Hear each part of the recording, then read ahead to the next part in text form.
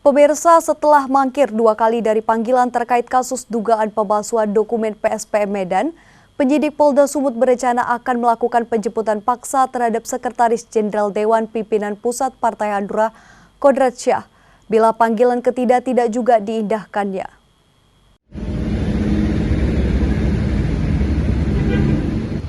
Setelah ditetapkan tersangka oleh Polda Sumut pada tanggal 24 Oktober 2022 lalu, terkait kasus dugaan pemalsuan dokumen PSPM Medan, Ketua Majelis Perwakilan Wilayah Pemuda Pancasila Sumut, yang juga Sekretaris Jenderal Dewan Pimpinan Pusat Partai Hanura, Kodrat Syah, sudah 2 kali mangkir dari panggilan penyidik Polda Sumut. Kodrat Syah resmi ditangkap sebagai tersangka oleh Polda Sumut berdasarkan laporan oleh Bambang Abimanyu dengan korban Afifuddin Maulana selaku Direktur PT Kinantan Medan Indonesia atau PCBS Medan. Kodrat diduga memandatkan orang bernama Julius Raja alias King dalam acara Kongres PSSI di Bandung pada 30 Juni 2022 lalu. Laporan dugaan tindak pidana pemalsuan surat sebagaimana yang dimaksud dalam pasal 263 KUHP dengan surat laporan nomor tertanggal 31 Mei 2022. Dari kubu Edi Rahmayadi melaporkan peristiwa ini ke Polda Sumut dalam dugaan pemalsuan dokumen.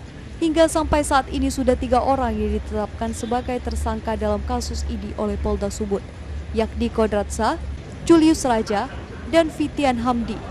2 diantaranya sudah menjalani pemeriksaan. Namun hanya Kodrat Syah yang mangkir dalam panggilan Polda dan kuasa hukumnya meminta penjadwalan panggilan ulang.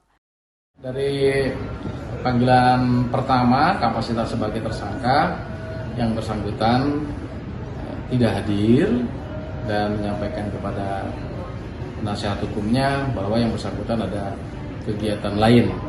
Tentu penyidik menghormati hal itu dan penyidik berkoordinasi terus dengan penasihat hukum untuk mengagendakan ulang atau menjadwalkan ulang terkait tindak lanjut dari penyidik. Alasan kuasa hukumnya yang bersangkutan tidak memenuhi panggilan pada panggilan pertama karena sedang kegiatan lain. Namun hingga panggilan kedua, yang bersangkutan juga tidak hadir.